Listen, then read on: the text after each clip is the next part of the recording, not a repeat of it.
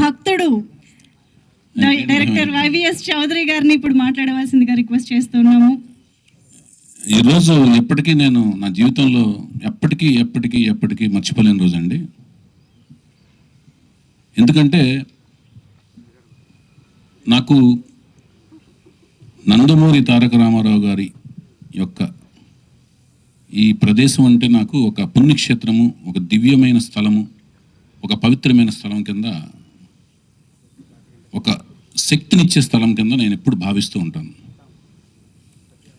నేనే కాదు, ప్రపంచవ్యాప్తంగా ఉన్న నందమూరి అభిమానులు, రామారావు గారి అభిమానులు ఎవరైతే ఉన్నారో, నా ముందు జనరేషన్ కావచ్చు, నా జనరేషన్ కావచ్చు, నా తర్వాత జనరేషన్ కావచ్చు, వాళ్ళందరికీ కూడా ఇక్కడికి వస్తే ఒక రకమైన వాళ్ళకున్న కష్టాలు చెప్పుకొని, వాళ్ళకున్న బాధలు చెప్పుకొని, వాళ్ళకున్న ఆనందాన్ని ఆయనతో చెప్పుకుని ఒక రకమైన ఒక మెడిటేషన్ లాంటిది అనమాట. అంటే అవన్నీ తీరే ఒక సమస్యలకి సొల్యూషన్ దొరికే ఒక ప్రదేశంలాగా నిజంగా భావిస్తాం మేమందరం, రామారావు గారిని దైవంగా భావించే మాలాంటి అభిమానులందరం.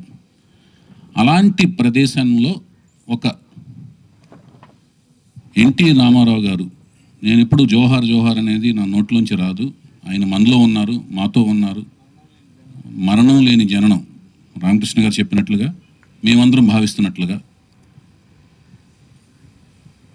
ఆయన ఎప్పుడు మనతో ఉన్నారు. తెలుగు జాతి ఉన్నంత వరకు ప్రతి వ్యక్తిలోనూ ఉంటారు, చరిత్రలో ఉన్నారు. రాయబోయే చరిత్ర ప్రతి చరిత్రలోని, ప్రతి పేజీలోనూ, ప్రతి పంక్తిలోనూ ఉంటారు ఆయన. సో మేము ఎప్పుడు అలాంటి ఒక ప్రదేశంలో ఆయన 4వ తరానికి చెందిన, మళ్ళీ ఆయన పేరుతో 3 అక్షరాలతో, ఆ పవర్ఫుల్ 3 అక్షరాలతో ఆయన మనవడు తాతయ్య గారి పేరుని, ఎంతో ప్రేమ, అనురాగం, ఆప్యాయతలతో పెట్టుకున్న ఆ పేరుని పెట్టుకోవడం అంటే అది ఈజీ కాదు. ఆ పేరును పెట్టుకున్న వ్యక్తి, పెట్టుకోవడం అంటే మళ్ళీ అది ఫైన్ ఆర్ట్స్లోనే రాణించాలి. చాలామంది పెట్టుకుంటారు పేర్లు, మళ్ళీ ఫైన్ ఆర్ట్స్లో రాణించాలి. ఆయన ఏ ఫైన్ ఆర్ట్స్లో అయితే రాణించారో ఆ ఫైన్ ఆర్ట్స్లో రాణించాలి. పుట్టినప్పుడు పెట్టుకుంటాం, పెరిగి పెద్దయిన తర్వాత ఆ ఫైన్ ఆర్ట్స్ ఆయనలో కనపడాలి. అలా కనపడిన ఆ అబ్బాయి నా కళ్ళల్లో పడతాం. ఆ కళ్ళల్లో కనపడిన అబ్బాయి యొక్క లాంచింగ్ ముహూర్తం, షూటింగ్ ముహూర్తం ఈ ప్రదేశంలో జరగటం, నేను అనుకోవటం, అది జరగటం, అది కూడా ఆయన యొక్క, మా దైవం యొక్క కుమార్తెల చేతుల మీదుగా జరగటం అనేది ఒక అనిర్వచనీయమైన అనుభూతి, అద్వితీయమైన మరుపురాని ఒక ఘట్టం అన్నమాట. ఆయన ఏమైతే ఆలోచించి వాళ్ళ కుమార్తెలకి ఈశ్వరి ఈశ్వరి ఈశ్వరి అని శక్తి స్వరూపాలుగా పేర్లు పెట్టారో, ఆ శక్తి స్వరూపాలు అంటే నిన్న కాక మొన్న నేను వేసిన ఒక పాంప్లెట్, అంటే వీళ్ళు మా స్పెషల్ ఆస్పిషియస్ గెస్ట్స్, అతిథులు అని నేను ఏదైతే ఒక పాంప్లెట్ వేశానో, ఆస్పిషియస్ గెస్ట్స్ అని వేశానో, అక్కడ అది నేను చూసుకుంటే నాకే ఆశ్చర్యం వేసింది ఆ డిజైన్. అంటే ముగ్గురు అతిథులు, 3 కుమార్తెలు. ఆ 3 కుమార్తెలు ముగ్గురు ఒక సైంటిస్టులు అనమాట, మహిళా సైంటిస్టులు 3. ఆ మెమోరియల్ ఎలా అనిపించిందంటే నాకు శ్రీహరికోటలో లాంచింగ్ ప్యాడ్ లాగా అనిపించింది. రాకెట్ను లాంచింగ్ చేసి ఒక లాంచింగ్ ప్యాడ్ లాగా అనిపించింది. ఆ లాంచింగ్ ప్యాడ్లోంచి ఒక రాకెట్ని, ఒక మిసైల్ని, ఒక స్టడ్ని స్టార్స్ కేటగిరీలోకి లాంచ్ అయిపోయే ఇంతకు వచ్చి సైంటిస్టులు 3 పూనుకుని, ఒక మహిళా సైంటిస్టులు పూనుకుని లాంచ్ అయిపోతున్నారు అన్నట్టుగా నాకు డిజైన్ చేసిన తర్వాత అనిపించింది, డిజైన్ చేయించుకున్న తర్వాత అనిపించింది. ఆ మిసైల్ మరెవరో కాదు, ఆ స్టడ్ మరెవరో కాదు, ఫ్యూచర్లో ఆ స్టార్స్ కేటగిరీలోకి అద్భుతమైన రేంజ్లోకి వెళ్ళబోయే స్టార్ ఎన్టీఆర్, మా ఎన్టీఆర్ అని అనిపించింది. నాకు అది గర్వకారణంగా అనిపించింది. అది భవిష్యత్తులో జరగబోతుందని నాకు అనిపిస్తుంది, ఇన్స్టిట్యూషన్ అనిపిస్తుంది. ఇదంతా ఎందుకు అనిపిస్తుందంటే దానికి విశేషమైన కృషి, విశిష్టమైన కృషి, కావాల్సినంత కసి తనలో ఉన్నట్టుగా నాకు అనిపించింది. దానికి ఇదంతా ఎప్పుడు అనిపిస్తుంది అంటే ప్రాజెక్టుకి కావాల్సిన కృషి, పట్టుదలతో కసిగా మేము పనిచేయటం, జయాపజయాలనేది మీరు చూసి రేపొద్దున మాకు ఇచ్చే రిసెప్షన్లోంచి ఆధారపడి ఉంటాయి. సో రామారావు గారి 3 కుమార్తెలు, వాళ్ళ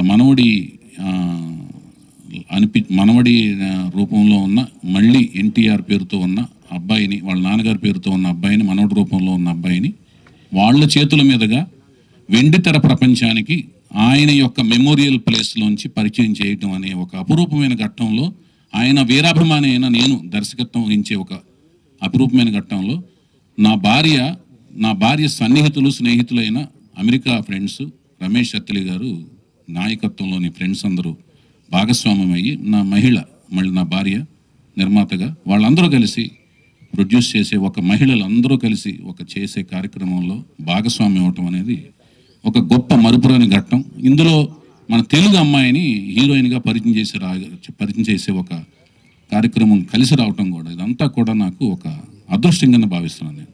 తను కూడా కూచిపూడి డాన్సరు, మంచి అమ్మాయి. సో ఈ కార్యక్రమం మళ్ళీ ఒక మరుపురాని ఘట్టం కింద ఫీల్ అవుతున్నాను. అలాగే ఈ ఘట్టంలో ఎప్పుడు అంటే మేము మాకు హరికృష్ణ గారితో 3 సినిమాలు చేసిన పరిచయంలోనూ, అంతకుముందు అసిస్టెంట్గా చేసిన పరిచయాల్లో, ఆ కార్యక్రమాల్లో ఎప్పుడు కూడా మా లక్ష్మి గారిని పూజలు ఆవిడని ఎప్పుడు పూజలు చేస్తూ చూసాం, పూజల గురించి విన్నాం, పూజల గురించి మాట్లాడుతుండగా విన్నాం. పూజలు ఆవిడ వచ్చి పూజ చేస్తుండగా మాకు పూజా కార్యక్రమాలు నిర్వహిస్తుండగా ఈ షూటింగ్ ముహూర్తం అనేది స్టార్ట్ అవడం, పూజా కార్యక్రమాలు నిర్వహిస్తుండగా స్టార్ట్ అవడం అనేది గొప్ప శుభసూచకంగాను, అది అదృష్టం కింద భావించాం.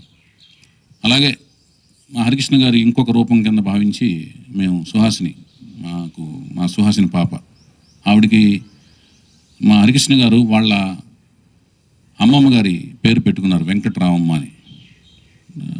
మామూలుగా ఇంట్లో సుహాసిని పేరు పిలుచుకోవటం, సుహాసినిగా పేరు మార్చుకున్నారు. సో ఆ వెంకటరామమ్మ తన అమ్మమ్మ గారు, నాయనమ్మ గారి పేరు పెట్టుకున్న ఆవిడ పేరు మీద ఆవిడ నాకు స్క్రిప్ట్ ఇస్తూ ఆయన యొక్క స్లాంగ్లో చౌదరి ఒళ్ళ దగ్గర పెట్టుకుని తీయనట్టుగా మాట్లాడుతూ నా స్క్రిప్ట్ అందించడం దర్శకుడిగా, ఆవిడతో పాటు ఆవిడ కజిన్స్, సిబ్లింగ్స్ అందరూ కలిసి ఇవ్వటం అనేది ఒక రకమైన వాతావరణం అంతా నాకు చక్కగా, అంటే మంచిగా ఒక అనిరుచినైన అనుభూతులు కలిగింది నాకు.